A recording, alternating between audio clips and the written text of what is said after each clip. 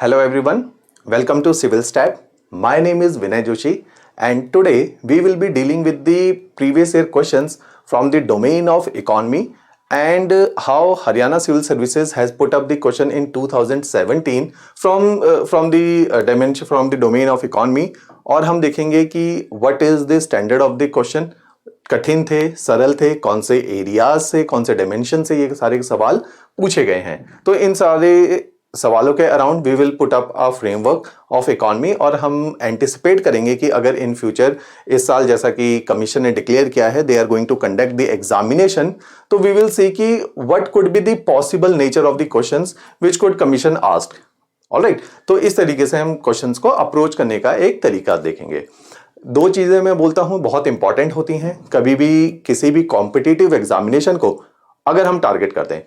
The first and the foremost thing is the syllabus for the examination, कि अगर हम किसी एग्जामिनेशन की तैयारी कर रहे हैं तो firstly we need to look at the what is the syllabus of the examination, कि हमने अगर कुछ पढ़ना है तो वो पढ़ने से पहले हमें यह पता होना चाहिए कि एग्जामिनेशन ने कमीशन ने क्या सिलेबस प्रपोज किया और उसके अराउंड हमने सारी चीजों की पढ़ाई करनी है।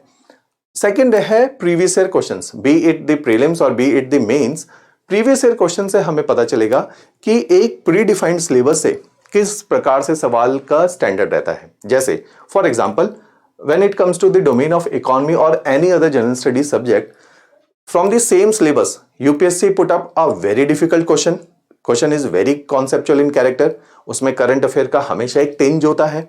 लेकिन when it comes to any state services, जैसे कि हमारे पंजाब में इतने सारे एस्पिरेंट तैयारी कर रहे हैं, हिमाचल में कर रहे हैं, हरियाणा में कर रहे हैं, तो when they prepare for the state civil services वहां सेम सिलेबस से orientation is more towards the factual part.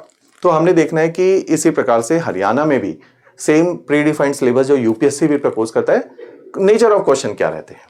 Alright, तो let's move toward the questions which has been asked previously. ये 2017 में इकोनॉमी की डोमेन से पूछे गए सवाल हैं। The first question I read it for you people कि अनएम्प्लॉयमेंट के डोमेन से एक सवाल पूछा गया है और particularly they have mentioned there is a nature of unemployment that is disguised unemployment. Disguise का मतलब है बहरूपिया, या आई वुड से जो दिखाई नहीं दे रहा है। Alright, but it is prevailing. तो अनएम्प्लॉयमेंट जो कि बेरोजगारी है उसके कई सारे स्वरूप होते हैं and one of them is disguised unemployment. अन्य स्वरूप हैं जैसे there is a very common term known as structural unemployment. Structural unemployment में क्या है कि हम देखते हैं कि डिमांड जो है इकोनॉमी में डिमांड तो है और लगातार लोग भी हैं, जो डिमांड ऑफ एम्प्लॉयमेंट की आवश्यकता है। जैसे we are running a company, तो हमें आवश्यकता है कुछ बहुत अच्छे रिसोर्सेज की। रिसोर्सेज अवेलेबल हैं लेकिन उन रिसोर्सेज के पास वो रिक्वायर्ड स्किल सेट नहीं है जो मेरी कंपनी को चाहिए। इसको और सरलता से मैं आपके समक्ष रखता हूं कि लेट सपोज कि बहुत सारे छात्र छात्राएं हैं जो सरकारी हायर स्टडीज में पढ़ते हैं, स्कूल एंड कॉलेजेस में पढ़ते हैं, और जब वो कॉलेजेस से निकलते हैं तो उन्होंने एक कोर्स किया है जिसको बोला जाता है बैचलर ऑफ आर्ट्स, बीए या जनरली बीएससी। तो बीए बीएससी जनरली ऐसे कोर्सेज हैं जिनकी इंडस्ट्रियल रिक्वायरमेंट बहुत अधिक नहीं है। इंडस्ट्रियल रिक्वायरमेंट का क्या अर्थ है कि इंडस्ट्रीज में बीए करने वाला व्यक्ति बहुत अच्छी पोजीशन या बहुत ज्यादा काम नहीं पा सकता है क्योंकि कोई स्किल सेट नहीं है। तो इस प्रकार का जो अनएम्प्लॉयमेंट है उसको बोला जाता है स्ट्रक्चरल अनएम्प्लॉयमेंट, कि इकोनॉमी में रिक्वायरमेंट तो है लोगों की, कंपनी को रिक्वायरमेंट है लोगों की, लेकिन लोगों के पास वो रिक्वायर्ड स्किल सेट नहीं है। तो दिस इज स्ट्रक्चरल अनएम्प्लॉयमेंट। इसका एक और उदाहरण लीजिए, आईटी कंपनीज बहुत सारे इंजीनियर्स को है ना हायर करती है, be they are from mechanical और any other branches, if they are having a certain aptitude उनको आईटी कंपनी हायर करती है। But after hiring they put them under a rigorous training for like 6 months to 1 year, क्योंकि even after doing their bachelors in engineering ये candidates अभी भी उस लायक नहीं है कि ये काम कर पाए, तो उनको रीट्रेन करने की आवश्यकता है। इस प्रकार के अनएम्प्लॉयमेंट को या इसी नेचर के अनएम्प्लॉयमेंट को बोला जाता है स्ट्रक्चरल अनएम्प्लॉयमेंट। ऑलराइट, तो कई कई प्रकार के अनएम्प्लॉयमेंट है, structural is one of them. एक अनएम्प्लॉयमेंट है कि डिमांड ही नहीं है इकोनॉमी के अंदर। डिमांड का क्या अर्थ है कि इकॉनमी रिसेशन की तरफ जा रही है, जैसे आजकल का समय है, प्राइवेट सेक्टर बूम नहीं कर रहा, जॉब क्रिएशन नहीं है, सरकारी भी जॉब्स नहीं क्रिएट हो पा रही, ना तो अब आईएएस के अंदर उतनी सारी वैकेंसीज हैं, ना स्टेट लेवल पे वैकेंसीज आ रही हैं।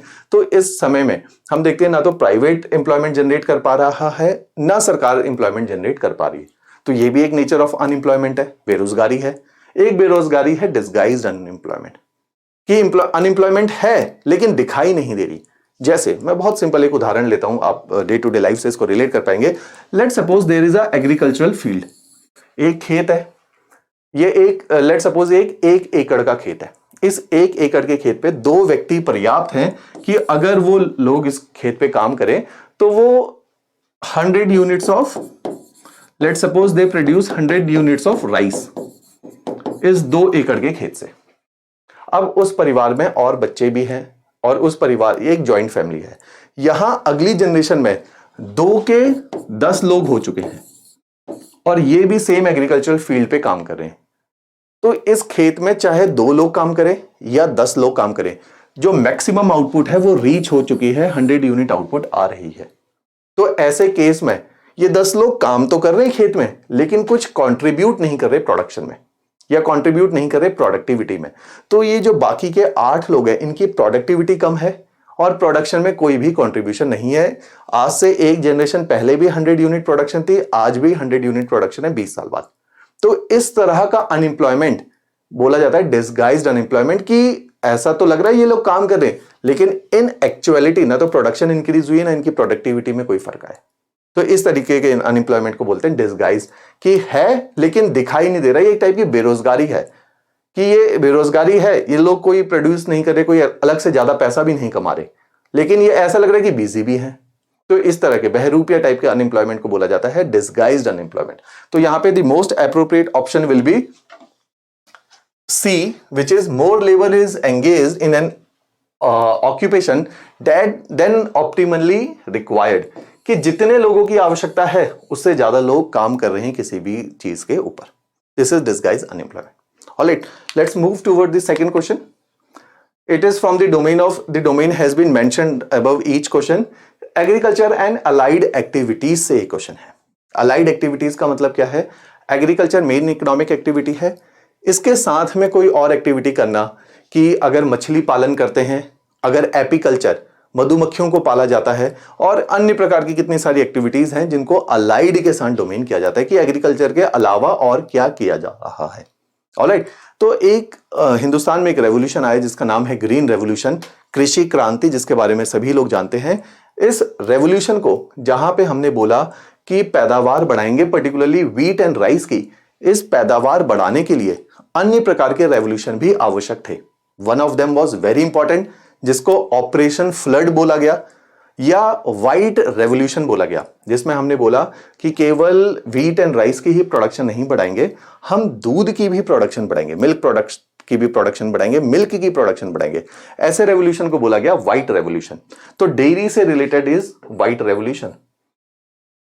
अगर हम देखते हैं फर्टिलाइजर से रिलेटेड, कि अगर आपको पैदावार बढ़ानी है, गेहूं की बढ़ानी है या राइस की बढ़ानी है, तो हमें फर्टिलाइजर का इस्तेमाल भी ज्यादा करना पड़ेगा. तो अगर ग्रीन रेवोल्यूशन चाहिए तो हमें सपोर्ट करने के लिए फर्टिलाइजर के लिए भी रेवोल्यूशन चाहिए. That revolution has been named as grey revolution. For dairy it is white revolution. Similarly एक रेवोल्यूशन आता है जिसमें हमने बोला कि सी प्रोडक्ट्स के हम प्रोडक्शन को बढ़ाएंगे या सी फूड की प्रोडक्शन को बढ़ाएंगे. That particular revolution is known as blue revolution. Blue is related with the water, तो aquaculture is related with blue revolution. तो ऑन द बेसिस ऑफ अलग अलग कलर हमने ये अलग अलग नाम को डिकोड करने का एक प्रयास किया. ऑलराइट, चलो moving toward the third part. As you could see, questions are very straight forward, questions are simple in nature. तो अप्रोचेबल है, डुएबल है, कठिन नहीं है. जनरली जो मेडिकल बैकग्राउंड के लोग हैं या जो स्वयं भी आर्ट्स बैकग्राउंड के लोग हैं, या हम देखते हैं कि जो नॉन मेडिकल बैकग्राउंड के लोग हैं, वो घबराते हैं इकोनॉमी से. Economy is a very very simple subjects, बहुत प्रैक्टिकल है. साइंस के सब्जेक्ट्स प्रैक्टिकल नहीं है, वो लैब में पढ़े जाते हैं और वहीं पे ही खत्म हो जाते हैं. लेकिन आर्ट्स के सब्जेक्ट बहुत प्रैक्टिकल है. जैसे हिस्ट्री आपको घटित होते हुए दिखती है, हिस्ट्री आपको अपने समक्ष दिखती है, हिस्ट्री के इनडेलिबल इम्प्रिंट्स दिखाई देते हैं. ठीक है, ऐसे ही आपको ज्योग्राफी घटित होते हुए दिखती है, आपको लोगों की इकोनॉमिक एक्टिविटी दिखती है, आपको इंडस्ट्रीज की प्रोडक्शन दिखती है, आपको अनएम्प्लॉयमेंट दिखता है, आपको जीडीपी दिखता है, आपको इंक्लूसिव ग्रोथ है या नहीं है ये दिखाई देता है, एग्रीकल्चर की प्रोडक्शन दिखाई देती है, फार्मर प्रोटेस्ट दिखाई देता है। तो ये बहुत सारी ऐसी चीजें हैं जो घटित होते हुए एप्लीकेशन इनकी है डे टू डे लाइफ में। Alright, now moving toward the third part. अब देखो, जब किसान कोई भी चीज को प्रोड्यूस करता है तो गवर्नमेंट हैज टू एश्योर कि लेट सपोज एक किसान ने खेत में गेहूं लगाए या किसान ने चावल लगाए, तो वो चावल वो गेहूं मेरे तक या आप जैसे लोगों तक जो शहरों में बैठे हैं उन तक कैसे पहुंचे। तो गवर्नमेंट विल मेक श्योर कि किसान अगर खेती कर रहा है तो गवर्नमेंट इस खेत से मार्केट, आप और मैं है मार्केट, या कोई urban area is a market या कस्टमर इज अ मार्केट, वहां तक एग्रीकल्चर की प्रोडक्शन पहुंचाने का काम होता है गवर्नमेंट का। तो अगर लेट सपोज किसान ने बहुत मेहनत करी और 2000 किलो या कई टन जो है अनाज पैदा किया, वो अनाज बिकेगा इसकी कौन गारंटी लेगा। जैसे लेट सपोज मैं एक इंडस्ट्रियलिस्ट हूं और मेरी एक कंपनी है नाइकी और मैं जूता बनाता हूं, तो मेरे को पता है कि मिडिल क्लास इंक्रीज हो रहा है, मेरे को पता है कि ब्रांडिंग करूंगा मैं और बड़े बड़े एक्टर्स को ले लूंगा, विराट कोहली को ले लूंगा, धोनी को ले लूंगा, सचिन को बोलूंगा, तो मेरा जूता लोग खरीदेंगे क्योंकि एक ट्रस्ट बनेगा कि ये बड़े लोग इस जूते को पहनते तो ये क्वालिटी में अच्छा जूता है और ये स्टेटस भी है, ब्रांड स्टेटस भी है। ऑलराइट, लेकिन किसान एक गेहूं उगाता है तो उसकी क्या गारंटी है कि वो गेहूं मैं खरीदूंगा उससे। ऑलराइट, तो गवर्नमेंट इसमें एक रोल प्ले करती है, गवर्नमेंट किसान से इस गेहूं को खरीदेगी ताकि वो एश्योर्ड रहे कि मैं मेहनत करूंगा, कृषि करूंगा और कोई ना कोई जब भी मेरी प्रोडक्शन होगी तो कोई ना कोई खरीदार भी जरूर मिलेगा। Moreover government will take care about the, इसको बोला जाता है प्रोक्योरमेंट एंड मार्केटिंग। ये सरकार का काम है एग्रीकल्चर को लेके कि लोगों तक उस सामान को खरीदना किसान से और मार्केट तक पहुंचाना, ये सरकार का काम है। तो सरकार इसमें लॉजिस्टिक में हेल्प करती है। ऑलराइट, तो इस प्रकार से सरकार की बहुत सारी एजेंसीज हैं, कोई चावल ही प्रोक्योर कर रही है, कोई गेहूं प्रोक्योर कर रही है, कोई कॉटन प्रोक्योर कर रही है, कोई कॉफी प्रोक्योर कर रही है, अलग अलग प्रकार की क्रॉप्स है। और हिंदुस्तान में इतनी सारी डाइवर्सिटी है क्लाइमेट को लेके, लैंडस्केप को लेके, उसकी वजह से एग्रीकल्चर प्रोडक्ट्स को लेके भी डाइवर्सिटी है। कहीं पे गेहूं होता है तो कहीं पे चावल होते हैं, कहीं पे कॉटन है तो कहीं पे ऑयल सीड है, कहीं पे मस्टर्ड है। ठीक है, तो अलग अलग प्रकार की क्रॉप्स है। तो गवर्नमेंट ने अलग अलग एजेंसीज बनाई है जो प्रोक्योरमेंट का ध्यान रखती हैं और ये वाला पार्ट प्ले करती हैं। एक बहुत इंपॉर्टेंट गवर्नमेंट की एजेंसी है जिसका नाम हर व्यक्ति ने सुना है, जिसका नाम है food corporation of India, FCI। ये प्रोक्योरमेंट में कई सारी चीजें प्रोक्योरमेंट करती है, मुख्य तौर पे गेहूं और चावल को प्रोक्योर करती है। ऐसे ही एक सरकार की कंपनी है। तो क्वेश्चन इज कि कॉमर्शियल क्रॉप, अब देखिए इंपॉर्टेंट क्या है। कॉमर्शियल क्रॉप वो क्रॉप है जिसको आप खाते नहीं हो, आप उसे बेच के पैसा कमाते हो। बेच के इन द सेंस है कि वो डायरेक्ट कंजप्शन के लिए यूज नहीं होती। जैसे कॉटन है, कॉटन को मैं खा नहीं सकता, कॉटन को मैं उगाऊंगा और उसे बेचूंगा, तो ये कॉमर्शियल क्रॉप है, कैश क्रॉप जिसको बोला जा सकता है। शुगर केन कैश क्रॉप है। ठीक है, ऑयल सीड्स, मस्टर्ड है, सीसम है, कितने सारे प्रकार के ऑयल सीड्स है, सनफ्लावर है, इन सबको बेच के पैसा कमाया जाता है। तो ये क्रॉप्स अपने इस्तेमाल के लिए नहीं उगाई जाती, ये बेचने के लिए उगाई जाती है। ऐसी क्रॉप्स को बोला जाता है कॉमर्शियल क्रॉप्स या cash crop.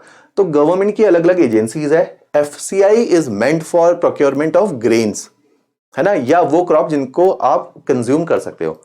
There is one more agency of the government, it has been named as NAFED, and NAFED is meant for procurement of commercial crop. बहुत सारी प्रकार की कॉमर्शियल क्रॉप है, ये ऑयल सीड की प्रोक्योरमेंट करती है। या कोकोनट, जब जिसको बोलते हैं गोला, है ना, कोकोनट को जब सुखा के बेचा जाता है तो कॉपरा, उसे अंग्रेजी में शब्द है COPRA, कॉपरा, उसकी प्रोक्योरमेंट के लिए रिस्पॉन्सिबल है। तो ऐसे बहुत सारी प्रकार की प्रोक्योरमेंट नाफेड भी करती है। एक ऐसे ही एक एजेंसी है जिसका नाम है ट्राइफेड।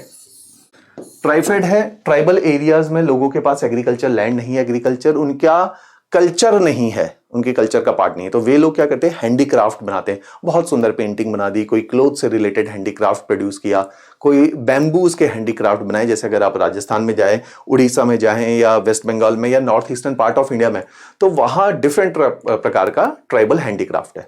तो उनको भी प्रोक्योर करने की जरूरत है, क्योंकि गवर्नमेंट का काम है कि कोई भी व्यक्ति इकोनॉमी के अंदर कुछ कंट्रीब्यूट कर रहा है तो गवर्नमेंट उसको लॉजिस्टिक सपोर्ट देगी, उसको गारंटी देगी कि आप काम करो, मैं आपसे खरीदूंगी, गवर्नमेंट विल से, एंड मैं इसको बेचने का काम करूंगी। तो ये जो मार्केट और प्रोड्यूसर के बीच का गैप है, that gap has been filled by the government of India. तो इस प्रकार से अलग अलग एजेंसीज बनाई है, TRIFED is one of them, it is for tribal art. तो कॉमर्शियल क्रॉप का सवाल है तो NAFED is the most appropriate answer here. Alright, there is one more option, NABARD, जो कि पहले टाइम में ही रूल आउट किया जा सकता है क्योंकि नबार्ड इज अ बैंक और जो कि गवर्नमेंट प्रोजेक्ट्स को इंप्लीमेंट करने के लिए स्टेट गवर्नमेंट के साथ, सेंट्रल गवर्नमेंट के साथ बहुत आपसी तालमेल के थ्रू उनकी फाइनेंसिंग का ध्यान रखना है, बड़े बड़े प्रोजेक्ट्स को फाइनेंस करने का काम करता है नबार्ड। ऑलराइट, चलो moving ahead towards another question. It is a question from the domain of planning, 5 year plans. Hindustan में एक आई वुड से एक इकोनॉमिक डिसीजन लिया गया आफ्टर द इंडिपेंडेंस। उस डिसीजन में हमने डिसाइड किया कि हिंदुस्तान में जब ब्रिटिश जाते हैं तो हमारे पास रिसोर्सेस का अभाव है, हमारे पास पैसे का अभाव है, हमारा जो ह्यूमन है वो भी कैपिटल नहीं है। कैपिटल का मतलब है कि कोई भी रिसोर्स का बोलोगे, एसेट का बोलोगे जब वो आपके लिए काम का है। तो अगर लोग पढ़े लिखे नहीं है, उनकी अच्छी सेहत नहीं है, हेल्थ नहीं है, एडुकेटेड नहीं है, तो वो रिसोर्स नहीं है। तो ऐसे ही जब इंडिपेंडेंस मिलती है तो हमने जब असेसमेंट करी तो हमारे पास जो नेचुरल रिसोर्सेज हैं, जो ह्यूमन रिसोर्सेज हैं और जो कैपिटल है, जो पैसा है, उन सब की असेसमेंट करके कैसे इकोनॉमी में इनको खर्च करना है उसके लिए एक प्लान बनाने की आवश्यकता थी। तो इसलिए प्लानिंग कमीशन का गठन होता है हिंदुस्तान में। और 5 ईयर प्लान, 5-5 साल, क्योंकि सरकार 5 साल रूल करती है तो 5 ईयर प्लानिंग का एक कॉन्सेप्ट आया ताकि वो सरकारों के टाइम फ्रेम के साथ ओवरलैप भी कर सके और हर सरकार का एक विजन हो, वो प्लानिंग कमीशन के द्वारा उस विजन को इंप्लीमेंट करने का काम करेगी। तो इस तरीके से प्लानिंग कमीशन का गठन होता है। तो हर 5 साल में नए नए टारगेट सेट किए जाते हैं। बहुत इंपॉर्टेंट प्लान्स आए थे, तो वन शुड रीड एटलीस्ट 1 से लेके जो 12 प्लान बने हैं, उन प्लान्स का क्या ऑब्जेक्टिव था, क्या मोटो था और क्या उन प्लान्स ने आज तक अचीव किया। तो one of them was very important plan, जो आज तक का सबसे इंपॉर्टेंट प्लान है। 1992 से 1997 नरसिम्हा राव की गवर्नमेंट थी, when Manmohan Singh was the finance minister. बहुत फेमस प्लान था जिसको बोला जाता है, कई बार आप पढ़ेंगे इसके बारे में, जो इकोनॉमी पढ़ चुके हैं छात्र या छात्राएं वे समझ पाएंगे, LPG reform, liberalisation, privatisation and globalisation. तो ये एक प्लान था जिसको बोला जाता है 8th प्लान। तो बहुत इंपॉर्टेंट है ये 8th प्लान। सारे प्लान में सबसे इंपॉर्टेंट है राव मनमोहन प्लान, क्योंकि Narasimha Rao was the prime minister and Manmohan Singh was the finance minister. तो it was the 8th plan. तो इसके बारे में आपको अवश्य पता होना चाहिए। थोड़ा सा प्लान जो अभी तक हमें बनाए हैं, second plan was very important, Mahalanobis plan था। इंडस्ट्रियल, उस टाइम पे इंडिया में बड़े बड़े स्टील प्लांट सेटअप किए गए, बहुत सारी गवर्नमेंट की मदद थी उसमें, रशिया भी था, जर्मनी भी था, यूके भी था। इन गवर्नमेंट की मदद से बहुत बड़े बड़े हमारे स्टील प्लांट्स बने हैं ताकि हिंदुस्तान के अंदर इंडस्ट्रियल बेस तैयार हो पाए। ऐसे ही अलग अलग समय पे अलग अलग प्लान रोल आउट किए गए थे। Alright, now another important topic from the domain of economy में बहुत सारे इंटरनेशनल इंस्टीट्यूशंस होते हैं। इकोनॉमिक एक्टिविटी कई प्रकार की है। एग्रीकल्चर से लोग पैसा कमाते हैं, लोग इंडस्ट्रीज से पैसा कमाते हैं। एक एक्टिविटी है ट्रेड करना, चीजों को खरीदना, बेचना, आदान प्रदान से भी पैसा कमाया जाता है और इकोनॉमी बूस्ट करती है। आदान प्रदान बहुत आवश्यक है क्योंकि जो रिसोर्स हमारे पास नहीं, लेट सपोज हिंदुस्तान के पास गोल्ड पर्याप्त नहीं है, डायमंड नहीं है, पेट्रोलियम नहीं है, तो ये सारे ऐसे रिसोर्स हैं जो इकोनॉमी में बहुत आवश्यक हैं। तो हम ऐसे रिसोर्सेज को बाहर से खरीदेंगे। हम यूरेनियम बाहर से खरीद के लाएंगे ताकि यूरेनियम प्लांट्स हमारे चल पाए। न्यूक्लियर पावर प्लांट को की कंजप्शन, न्यूक्लियर पावर प्लांट को हम यूज कर पाए। ऑलराइट, तो कई सारी चीजें हम बाहर से खरीदते हैं, कई सारी चीजें हम एक्सपोर्ट भी करते हैं, बेचते भी हैं। तो इन सारे आदान और प्रदान के नियमों को बनाने के लिए बॉडी की आवश्यकता है जिसको बोला गया WTO, वर्ल्ड ट्रेड ऑर्गेनाइजेशन। ये ऑर्गेनाइजेशन ध्यान रखती है कि इन नियम और कानून के अनुसार पूरी दुनिया में ट्रेड चलना चाहिए, क्योंकि we are having more than 190 nations. तो कोई तो प्रोटोकॉल्स होने चाहिए, कोई तो रूल्स होने चाहिए, कोई तो रेगुलेशंस होने चाहिए। ठीक है, जैसे हिंदुस्तान में रूल्स एंड रेगुलेशंस के लिए we are having constitution of India, जो तय करता है कि आपके मौलिक अधिकार है, जो तय करता है क्या सरकार आपके लिए करेगी। तो इसी प्रकार से हमारे पास एक इंटरनेशनल ऑर्गेनाइजेशन है WTO, जो तय करेगी किन रूल्स एंड रेगुलेशन के फ्रेमवर्क के अंदर ये आदान प्रदान किया जा सकता है, वस्तुओं का आदान प्रदान किया जाता है, सर्विसेज का। ऑलराइट, तो इसी के ऊपर एक सवाल था कि WTO was founded in Geneva in which year. Very important year, 1 जनवरी 1995। थोड़ा सा हमारा सवाल जो है फैक्चुअल इन कैरेक्टर है, तो रट्टा मारने वाला सवाल है। ऑलराइट, चलो next one is, it is another from the institution. ये सवाल although it falls under the domain of economy, but it was the सवाल from the current affair part. उस साल ये करंट में इंपॉर्टेंट था इंस्टीट्यूशन, इसीलिए ये सवाल को पूछा गया। बहुत सिंपल सवाल है, in which Indian city is the national institute of nutrition located. तो question is very simple and the answer for the is Hyderabad. Answer is D. Alright, चलो this is a question from the domain of poverty, क्योंकि economy में poverty एक important aspect है, तो यहां से भी सवाल पूछे जाते हैं। तो पॉवर्टी को समय समय में, कि पॉवर्टी गरीबी क्या है, इसको नापने के लिए गवर्नमेंट बहुत सारी कमेटी बताती है। वो कमेटी बताती है कि भाई कोई व्यक्ति 100 रुपए से कम कमाता है तो क्या वो गरीब है, कोई व्यक्ति 200 रुपए से ज्यादा कमाता है तो क्या वो गरीब है। फिर पैसे के आधार पर गरीबी को नापा जाए, या गरीबी को नापने का एक और तरीका है कि हम लोग ये देख सकते हैं कि कोई व्यक्ति कितना न्यूट्रिशन कंज्यूम कर रहा है, तो उसकी गरीबी की परिभाषा अलग हो सकती है। तो अलग अलग समय पे अलग अलग कमेटी का गठन किया गया जो ये बताएंगे कि गरीबी क्या है या गरीबी की रेखा क्या है। जैसे हम बोलते हैं एक शब्द है बीपीएल, बिलो पॉवर्टी लाइन। तो we should at least define what is poverty and what should be the poverty line in India, कि कौन लोग गरीब हैं, कौन लोग गरीब नहीं है। तो इस तरीके से अलग अलग कमेटी गठन होती है। जब आप पॉवर्टी टॉपिक पढ़ते हो तो इन कमेटीज के बारे में अवश्य पढ़ते हो। तो अगर आपको एग्जैक्ट हर कमेटी का ईयर याद नहीं है, if you know this level of sequence, जैसे मैं आपको उदाहरण के तौर पे बोलता हूं, एक बहुत ही बड़े इकोनॉमिस्ट हिंदुस्तान में हुए जिनका नाम था C Rangarajan, very very famous and the profound economist. He was the chairman of governor of RBI, planning commission के एडवाइजरी चेयरमैन भी रहे ये। ऑलराइट, सॉरी, इकोनॉमिक काउंसिल के चेयरमैन भी रहे। Prime minister advisory economic council होती है, उनके चेयरमैन रहे, गवर्नर रहे आंध्र प्रदेश में। तो बहुत इंपॉर्टेंट पोर्टफोलियो में काम किया। तो ही वाज द वेरी लेटेस्ट, 2012 में इस कमेटी का गठन हुआ जिसने बताना था कि पॉवर्टी की परिभाषा हिंदुस्तान में क्या हो और उसकी क्या लाइन एक निर्धारित हो। कि ये बोलते हैं कि 28% अगर लोग गरीब हैं या 32% लोग गरीब है, तो ये बताया जाए कि लोग गरीब कितने हैं, ताकि उन गरीबों के लिए सरकार कोई ना कोई स्कीम बना के सामने ला पाए। ऑलराइट, एक ऐसे ही बहुत इंपॉर्टेंट इकोनॉमिस्ट हैं सुरेश तेंदुलकर। इनको भी पॉवर्टी लाइन पे इनकी कमेटी का गठन हुआ, पॉवर्टी की परिभाषा पे कमेटी का गठन हुआ, और ये सी रंगाराजन से थोड़े से पुराने हैं इनकी कमेटी। तो ये दोनों ने ही मनमोहन सिंह जी के समय में सर्व किया है, या उनके समय में दे वर द इकोनॉमिस्ट। ऑलराइट, तो अगर इनकी सीक्वेंस पता है तो first is the most appropriate option, जिसमें रंगाराजन के बारे में भी है और हमारे सुरेश तेंदुलकर, जो कि रीसेंट 2 हैं, बाकी के 2 लोग पुराने हैं। तो अगर आपको इतना भी आता है तो you could able to crack this question. ठीक है, तो हमने स्मार्टली प्ले करना है। हमें पूरी नॉलेज हो, हर ऑप्शन की नॉलेज हो आवश्यक नहीं है। हमें 2-4 ऑप्शन से परमुटेशन कॉम्बिनेशन सेट करके ये देखना है कि क्वेश्चन को हम कैसे रिजॉल्व करते हैं। Knowledge is different and putting that knowledge into the application in examination hall is entirely a different game. Alright, तो इस तरीके से हम चीजों को अप्रोच करेंगे। चलो लास्ट पार्ट इज आरबीआई का। अगर हम रोल देखें तो आरबीआई के कई सारे फंक्शन है, उसमें से एक बहुत इंपॉर्टेंट फंक्शन है, you can write it down, is and many of you might be knowing, is monetary policy का डिसीजन लेना। मॉनेटरी पॉलिसी का अर्थ है कि इकोनॉमी के अंदर कितना पैसा अभी अवेलेबल है और कितने पैसे की और डिमांड है या नहीं है, इस चीज के डिसीजन को लेता है आरबीआई। तो मॉनेटरी पॉलिसी आरबीआई डिफाइन करता है, और सरल शब्दों में बोले कि इकोनॉमी के अंदर कितनी लिक्विडिटी है, इसको आरबीआई निर्धारित करता है। लिक्विडिटी के लिए कई सारे टूल्स हैं आरबीआई के पास, वो कई सारे डिसीजन लेते हैं इन टूल्स के बेसिस पे, जिससे लिक्विडिटी को घटाया और बढ़ाया जा सकता है। लिक्विडिटी का आसान भाषा में बोल सकते हैं कितना पैसा और डालना है इकोनॉमी में या कितना पैसा वापस खींचना है इकोनॉमी से, ये आरबीआई निर्धारित करता है। बहुत सारे टूल्स हैं, one of very important tool is statutory liquidity ratio and CRR. ये सबसे ज्यादा इंपॉर्टेंट टूल्स हैं मॉनेटरी पॉलिसी के।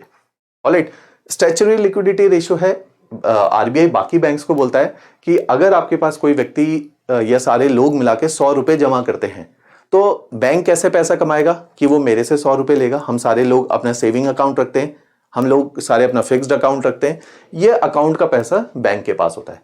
बैंक ने इस पैसे को, देखो बैंक कैसे पैसा कमाएगा, हम सारे लोग सेविंग करेंगे और बैंक इस पैसे को आगे लोगों को, हम जैसे लोगों को बाइक चाहिए, गाड़ी चाहिए, घर चाहिए, या किसी को बिजनेस में रिक्वायरमेंट है, उन सबको लोनिंग देगा। तो बैंक लोन और सेविंग के पैसे के बीच के मार्जिन से, कि सेविंग अकाउंट में 4% आपको ब्याज मिलेगा, लेकिन लोन अगर लेने जाओगे तो 10%, 18% पे लोन मिलेगा। तो ये जो मार्जिन है, इस मार्जिन से बैंक की एडमिनिस्ट्रेटिव कॉस्ट पूरी होती है और वो लोग पैसा कमाते हैं। ऑलराइट, तो it is very simple business. लेकिन अगर बैंक ने 100 रुपए, बैंक के मैं अकाउंट में 100 रुपए रखने गया बैंक पे, और बैंक ने वही 100 रुपए आगे किसी को लोन दे दिए, मेरे को आज अचानक पैसे की जरूरत पड़ी, मैं बैंक में गया 100 रुपए निकालने और उन्होंने बोला आपका पैसा हमने लोन में दे दिया, तो ऐसे कंडीशन में मेरे को, जिसका मेरा पैसा है और मेरे को अर्जेंट रिक्वायरमेंट है, मुझे पैसा नहीं मिलेगा। तो to instill that confidence among the retail customer like me कि मैं बैंक में सेविंग करो, आरबीआई बैंक को कहता है कि करंट एसएलआर इज 18%, कि आप ये 18% पैसा बहुत ज्यादा ब्याज में नहीं दोगे, ऑलमोस्ट लिक्विड कैश होगा। ऑलमोस्ट लिक्विड कैश का मतलब है कि गोल्ड की फॉर्म में रखो, जिसे फटाफट बेच के आप कस्टमर का पैसा वापस कर पाओ। आप बहुत अच्छी कंपनी के बॉन्ड रखो ताकि जिन्हें फटाफट बेचा जा सके, जल्दी से बेच के आप कस्टमर का पैसा वापस कर सको। सीआरआर की 4% पैसा तो आपने, जितना भी आपके पास डिपॉजिट है उसका 4% तो टच भी नहीं करना, कि कोई पैसा लेने आए तो आप इमीडिएटली उसे पैसा वापस कर पाओ। ठीक है, तो ऐसी कैलकुलेशन है कि जो सारे लोग बैंक में पैसा रख रहे हैं वो अगले दिन निकालने तो वापस जाएंगे नहीं, तो एटलीस्ट इस 4%, 18% से ये इंश्योर किया जाएगा कि अगर बहुत अधिक मात्रा में भी लोग अपने पैसे को विड्रॉ करें तो भी बैंक के पास उतना पर्याप्त धन होना चाहिए, या इतनी धनराशि अवश्य होनी चाहिए। तो ये एश्योर करता है आरबीआई। तो SLR is the monetary tool for RBI. Alright, तो इससे वो निर्धारित करता है कि बैंक के पास कितना पैसा रहेगा।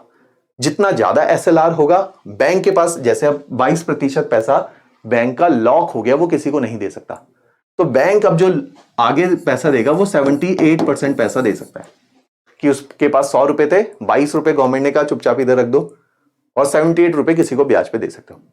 तो अगर गवर्नमेंट एसएलआर, क्वेश्चन इज कि अगर गवर्नमेंट एसएलआर को घटाती है तो इकोनॉमी के ऊपर क्या इंपैक्ट आएगा। बहुत बड़ा क्वेश्चन है, डिटेल है, पूरा टॉपिक में कॉन्सेप्ट टच नहीं करूंगा, हाँ थोड़ा आसपास की बातें जरूर करूंगा। तो ऐसे केस में अगर गवर्नमेंट एसएलआर को घटाते 18 से, लेट सपोज इसमें 5.5 बोला है, लेट सपोज 10% ले आती है, सीआरआर अभी भी 4% है। ठीक है, जिन लोगों ने कॉन्सेप्ट पढ़े हैं उनको समझ आएगा, जो फर्स्ट टाइम सुन रहे हैं उनके लिए थोड़ा सा कठिन लगेगा, क्योंकि अभी मैं ये मान के चल रहा हूं कि आपको ये सारे टॉपिक आते हैं। ठीक है, तो अब टोटल हो गया 14%। तो आज बैंक 86 रुपए किसी को आगे दे सकता है। तो ऐसे केस में जब बैंक के पास ज्यादा पैसा है लोगों को लोन आउट करने के लिए, बैंक अपनी दर को घटा देगा।